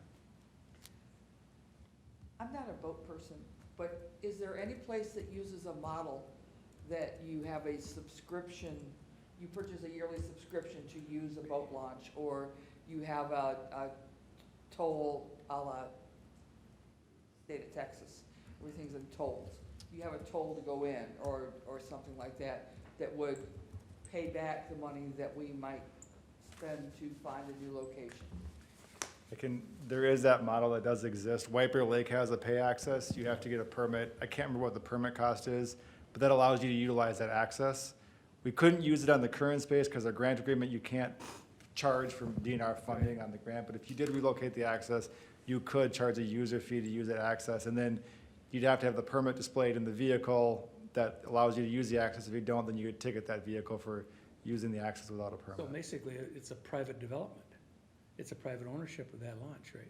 Well, the city still maintains ownership, they just charge use that access, and the one I'm thinking of, it's somewhere located in White Bear Lake, and I think it's in a rather high-use area where they want to try to constrain parking in there, but they do charge Yeah. for it. It's a public launch fee, that's all it really is. Never heard of it. I know in private areas like, you know, resorts and that kind of thing, they'll have a pay to play thing. How is that, Otherwise- how is otherwise it that would be- managed then? Usually it's, well, what I've seen in my past is that it's really just a voluntary honor system. And, I mean, Usually there's a box out there, please there's pay a box $5. out there, you have envelopes, and you give little golf, like T pencils, and that's it, I mean. And then I've seen that. you tear off the top of the envelope and put it in your windshield of your car, and you go from there. Again, it's enforcement is the issue there, I've but, seen that in state parks. yeah, and They you have- don't want, I mean, you don't wanna man it, because it just takes, it's not worth it, you Right. can't pay that to man it either. The launch, if I might, the launch in Hudson does this, and you pay, but they also have somebody that's at the, coming into the parking lot. They're not staffed there all the time, but during the major times where people are launching, there's somebody staffing that who goes around and checks. Yeah, you can also have hybrid where you sell an annual pass and you Yep. stick it on your trailer and on your car. That way, when somebody comes by and checks the parking spaces that's designated for the trailer and the car or the truck, if you have it, you're good. Or like I said, if you do it manually that day, you're just somebody that comes along, wants to do it, you have a tear-off pass and put it in there. Or these days, I'm sure there's probably now like electronic parking boxes. I'm sure there's electronic voting. Yeah. You could just do the same thing. It's You could modify the electronic parking ticket, parking parking systems. permit. You Mhm. know, Yeah, so you there's don't way- plug 25 cents in a parking meter anymore, Right. it's hard to think. Yeah, Yeah. so there's ways to do that. I mean, if you want to consider, I think you're waiting to see what the relocation study is and where it's going to be, but if you want to explore that, that's a pretty simple models you can look at. Just out of curiosity, Dan, how much was that grant to build this one? Off the top of my head, I want to say it was less than 100,000, like maybe 70,000. That was just to put that we already had the land there, and we already were doing a lot of the work, and they combined it with our existing improvements that we're making to the park at that point. But I thought it was 70 to 100,000, if I recall. And then how heavily is Third Lake, that launch, used? I drive by there and I rarely see. You think is it No, heavily used? Lakeside launch is twice, it's used probably at least number of boats, 2 to 3 times more than even the Third Lake launch. Over 5,000 boats came into Lakeside in 2020. Okay, what about Third Lake though? Third Lake was under 2,000. Can't, just, There's no, the problem over at Third Lake is the number of parking spots for trailers. Also, no room to expand the there's no parking? room to expand, I'm sure, It's a big wetland there. unless you buy private residence to the south. Okay, number 12, the Transient Boat Dock project. This one is reliant on relocation of the boat launch, because it would be in that spot. Bruce, would it have to? Well, I mean, it's a dock. it's a dock, yep. I mean, why can't you do that right now where the existing public dock is? Jerry's real question is, how about by the 4th of July? It's a dock. You just put it out in the water. Yeah. Get it And there done. might, do you think have you kind of looked at that spot and you Paddles, believe that there would be enough space to do finger Well, docks? depending upon the configuration, I Okay. think there is. I mean, Yeah. to me, that's low-hanging fruit. It's something we've talked about, getting more, parking down for boats downtown. Yeah, Whether it's there by where the existing one is, or Mm-hmm. where it's, when the boat launch is moved, it's the same dock sections. yeah, right. I like that. Sounds good to me. We can look at that and probably modify the plan also. And the timing with DNR permitting Yep. and the questions Blake has been wise in asking and timing and Yeah. prohibitors of that type of a project might be more of the barrier. But good, Mhm. all the more reason to pursue some of those answers to know what that option might look like. So- Excellent. Oh, go ahead. Oh, no. Do you want to see that one early then? Are we talking about a catalyst project or an early I think I that's think an early phase at Early. least, phase? at least, yeah. yeah. Okay. Any disagreement on our early project? Yeah, I think, Okay. Lakefront Bandshell project, this one also is reliant on relocation of the boat launch. I think this actually one is reliant on relocation of the boat launch, I'm pretty sure. $2.5 million. I'd kind of make it a later phase then if that's the case, in my Right. opinion. Because can't do one without the other. Also, just kind of my thoughts on this Bandshell project, it's a nice additional amenity, but it is replacing something that already is a strength of the park, or something, having a space to gather while a Bandshell would be even better. It's an enhancement of something we have versus there's a lot of things on this plan that are things that just have no alternative today, so. Okay. Should it be an opportunistic project then? I think it's fully within our control, so I don't know if I put Okay. it as opportunistic. Okay, I don't know, what do you? sounds good. Later? I think maybe the part that is the big dependency is whether we move the boat launch. Yeah, I'm kind of in between that early, later Yeah. kind of phase. It is though, even though we can do some of this now, it is a nice catalyst project to the extent we're able to do it. I mean, it certainly will. Just a contingency. So number 14, the Wild Ice Winter Rec project. I think that's a catalyst project. 100% agree. For relatively small dollars. And it's also, it has that year-round effect, or brings some year-round programming, which is a whole currently. Please save us plunge space. Yeah, Well, you would just want to cut a hole in the ice. I know you I would. just want a hole in the middle of the rink, right? We'll just slide you over a little bit. The Veterans Memorial Project, we don't have a cost estimate on that one. Is there anything in the plan that's competing? There's nothing in the plan that's competing for that space, so we've kind of got it earmarked. It could go in at any time, right? There's, okay. So it's kind of up to the folks that are doing it. I know that the Legion is kind of leading the way on that particular project, and so I think they would love to do it as soon as they can. Yeah, You know? I think so too. Catalyst? Yeah, Yeah. I would say catalyst for sure. Okay. What's the height of that memorial? I haven't seen any plans on it yet. We haven't. There's not a lot of height except for the, flags. Most of it is low. Yeah, most of the time it's gonna be wheelchair accessible and. Yeah. right I in was the just street wondering, level. because it's in that, isn't it in the That line view of shed? sight that you were talking about? Yeah, it is relatively low, Yeah. based on the drawings that I've seen. And the ones I've seen, I haven't seen the plans on this one, but you go around, you see these different memorials, they're all just like a patio, basically, maybe with some. Sculptural pieces Yeah, that, central pieces and Yeah. whatever. And they're usually some sort of a signage or whatever with the names of the people that are involved, or or the ones that are, And the memorial bricks. yeah, memorials, yeah, and the brick too. So, they're gonna be pretty low.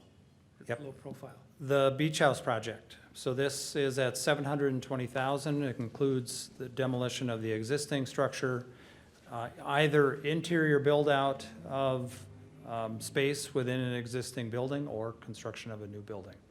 I think this cost is a bit heavy if it is interior build-out, but it's hard to know what direction it'll go. Well, that's dependent on the developer, isn't it, if they're going to allow it, and depends on what's going in there. Right. Mhm.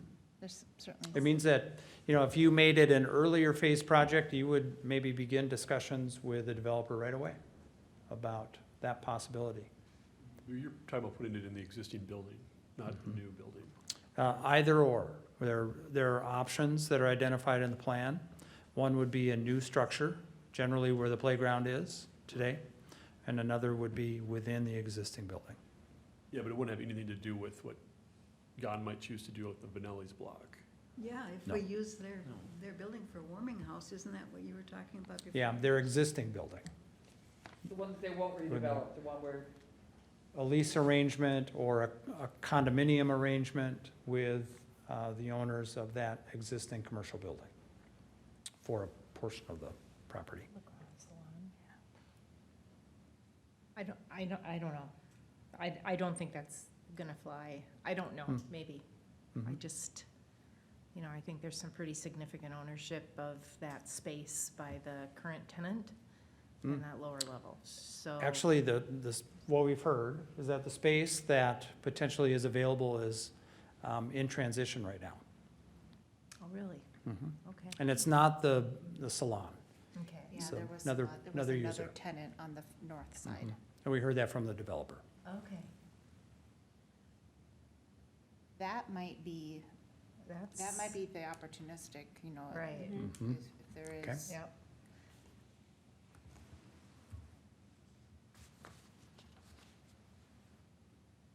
All right. Shoreline Enhancement Project at 200,000. Essentially, that is reconstructing and enhancing the structures of the shoreline, all the way through the park.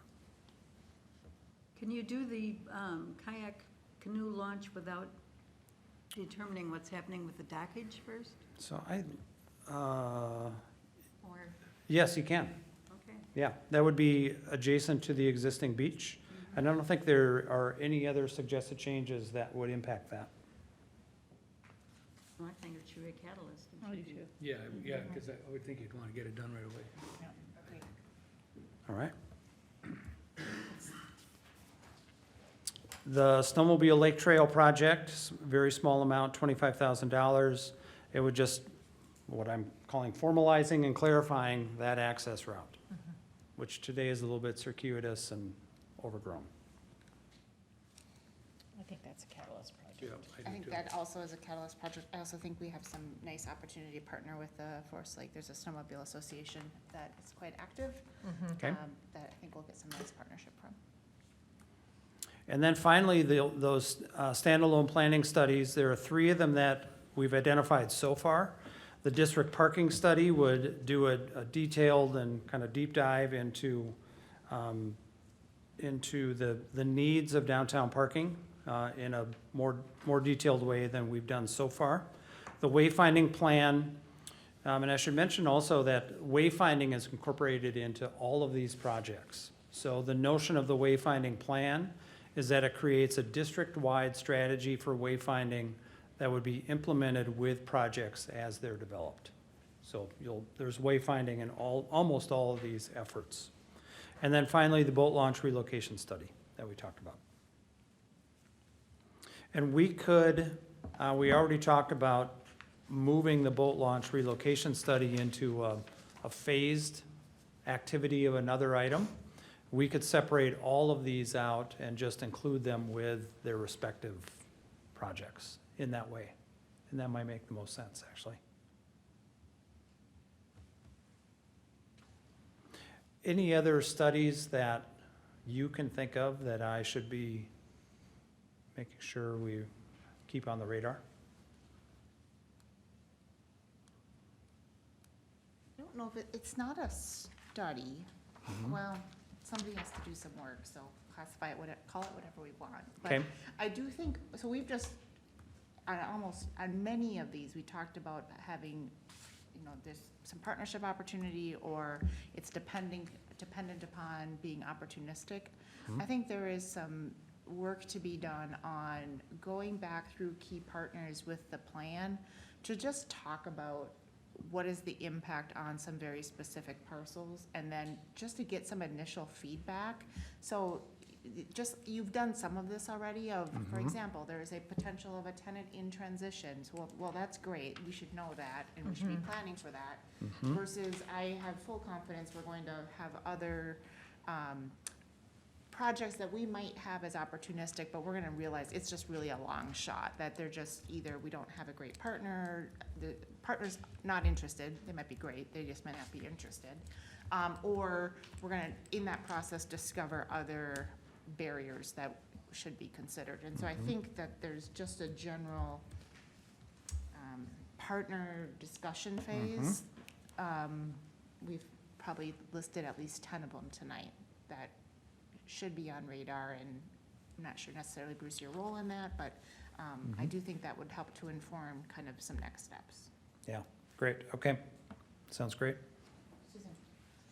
I'm hoping that as redevelopment opportunities come forward, that the council is thinking about what you will require of developers that will help these projects, as opposed to, sometimes developers that we've seen in the past, I have this demand, or I'm going to go away. Well, okay, bye, see you, nice to know you. Because the success of this will depend on how strong you all are in saying, this is our vision. Yes, you own the land, yes, you're going to do development, but you also have to meet our vision. And so I hope that you all are thinking about that as lots of these opportunities come forward. Great. But at the same time, I think we can sell the idea that there's an opportunity for the developer too. Right. And that's the whole idea. I think Here's that's what we're bringing what to you're the table. alluding to here. Right, absolutely. So you're suggesting something maybe in the, like the park dedication fee, something similar to that? Because if this did come to fruition, with all new development around the lake and the park and so forth, there would definitely be a benefit to anybody that would build there, there's no question about it. But then developers often come to you and say, Yeah, will you do all the infrastructure here? Will you waive this fee? Will you waive that fee? been there, done that. Pardon me? We've been there, done that. Yes, sir, I I want to understand, bring it forward, sir. I understand exactly what you're saying, Susan, it's true. There's always a freebie to be had, or looked at, or asked for. So, Okay, timing. So we've gone through all the projects. We will we'll put out a phasing strategy as part of the comments that we've received from you, finalize our draft implementation chapter, and then I'll begin working on the sources and uses strategy, allow that to develop in coordination with city staff over the next 3 weeks.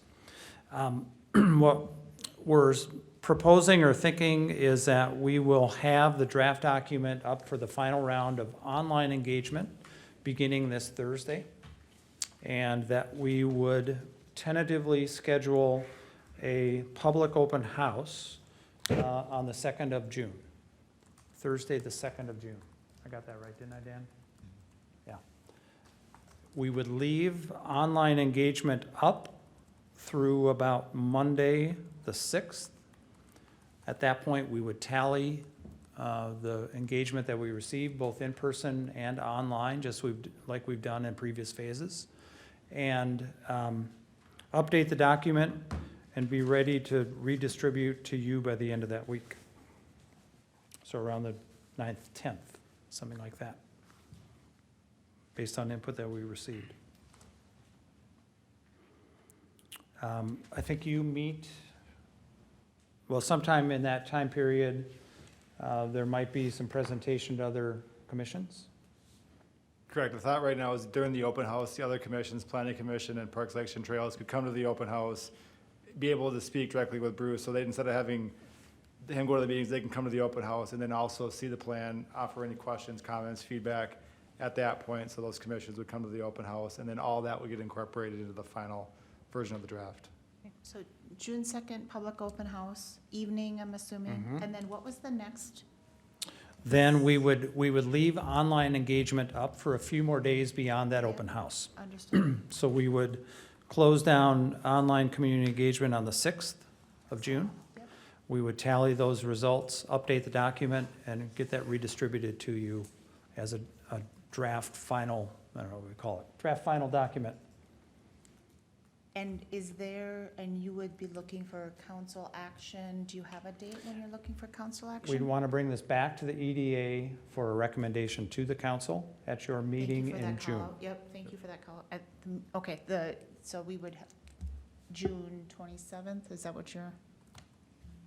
And to be determined is fine, is? Yeah, at this point, I'd say okay. to be determined, because we'd Understood. also probably want to bring it this to the Planning Commission and Parks, Lakes, and Trails, just to see, to make sure that there is nothing in there that they have, heartburn over, I and think formally that- get recommendation for adoptions. So all the commissions would then make the recommendation to adopt, so when council adopts it, everybody's on the same page. I'm open to feedback. I really like the idea, though, of going to each of the individual commissions first and looking for, and I think you, Parks and Planning would be great. I like that too. I would just, off the top, I would say you're probably looking at a July adoption, Which is- just based on sequencing of all of that, just trying to get everything through. Yep.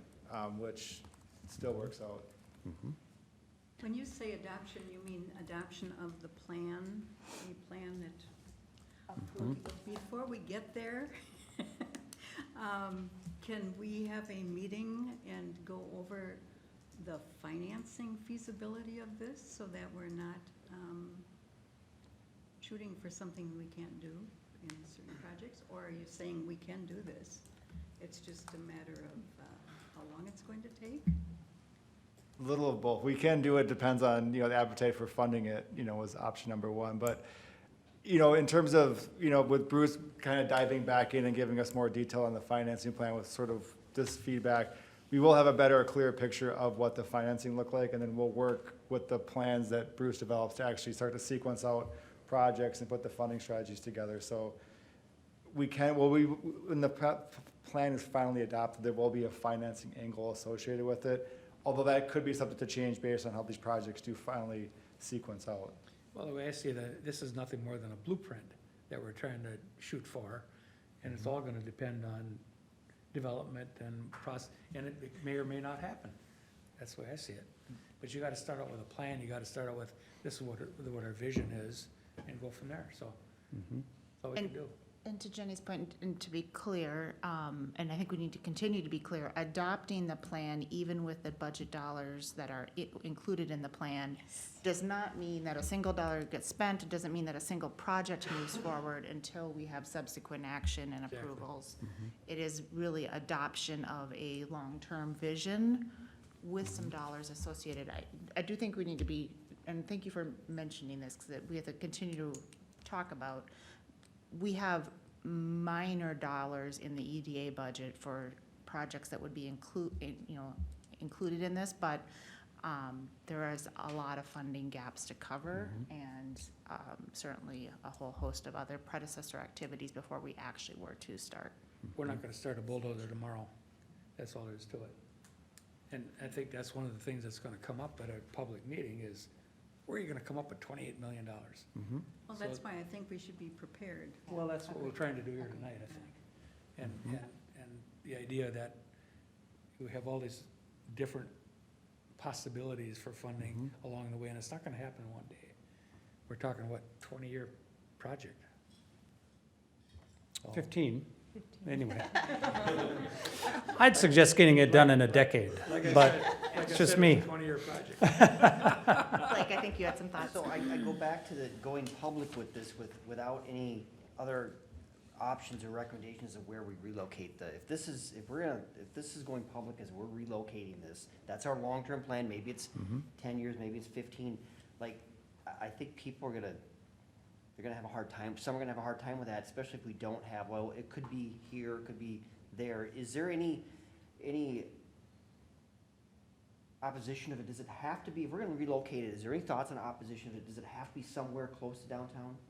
Can it be somewhere else? Lake, Jerry, did the Watershed District just bought all that property adjacent to the DNR ramp down there? Is there some opportunity for parking there and increase the size of that ramp? Maybe that's an option. Or I think to acquire land on the lake or for a boat launch is gonna be just crazy expensive. Is it a better opportunity to buy some parking somewhere around downtown and not allow trailer parking downtown, and that they're using some type of a golf cart system or something, or transportation to get there? That is a big dollar amount, and that doesn't even, we're not even talking on the $27 or $28 million, we're not even talking about buying any land on the lake to relocate a boat launch. Right. That could be another $5 million. Or buying land for trails even. So I think I'd be a little concerned with, on the EDA side, recommending the council to adopt something where we don't have at least maybe potential options of where a boat launch would go. I would have a hard time with that. Yes. I think that's great feedback. And I think you're right. I also think, kind of carrying on your point, it's really important that instead of the communication be closed boat launch, that it is, consider relocating is more the recommendation than closing it. Can the adoption be contingent on a suitable site for the boat launch? So, just thinking about this. As it stands, right? If you make it contingent on, this might be hanging out there for a long, long time. Okay. So maybe what we could do in order to address this is identify the projects that are reliant on the relocation of the boat launch. Identify those within the plan as reliant projects, and put more discussion around the next, the study. More discussion around that. A follow-on to this plan is to study what's possible in relocation.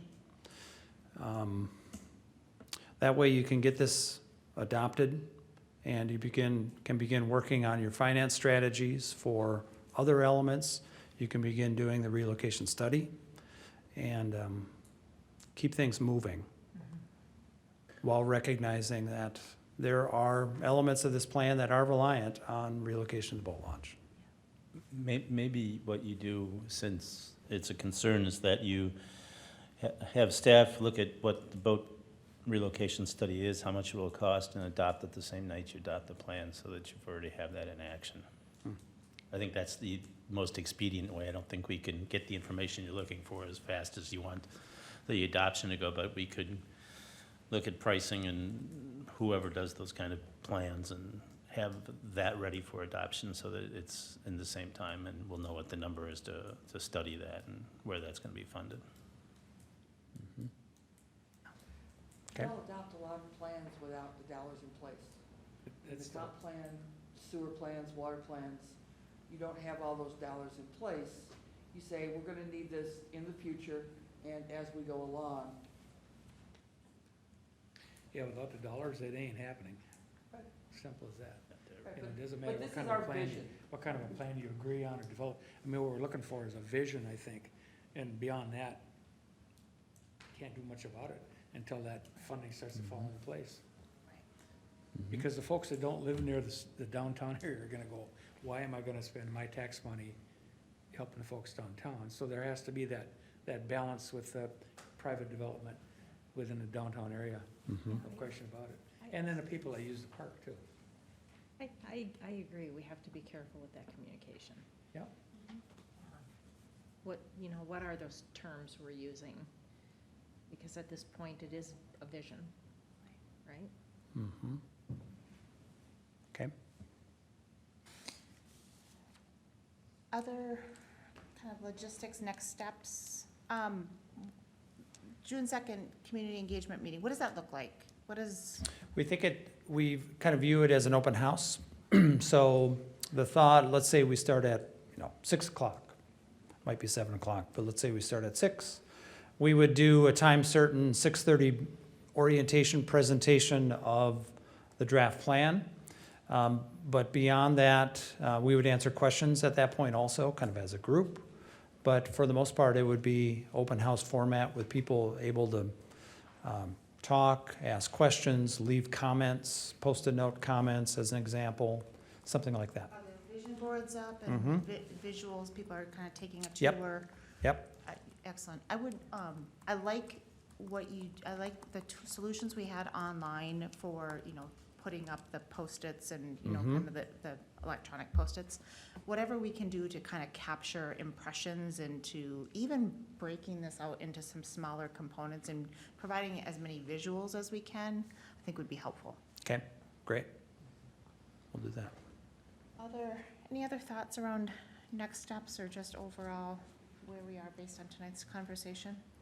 I do like the idea of bringing the commissions fully up to speed on where we are with this. I think they have an Absolutely. opportunity to serve as great ambassadors too for this as they're out in the community and, interacting with community residents, to get excited and talk about it and, so I think it's really important that we bring them along with us,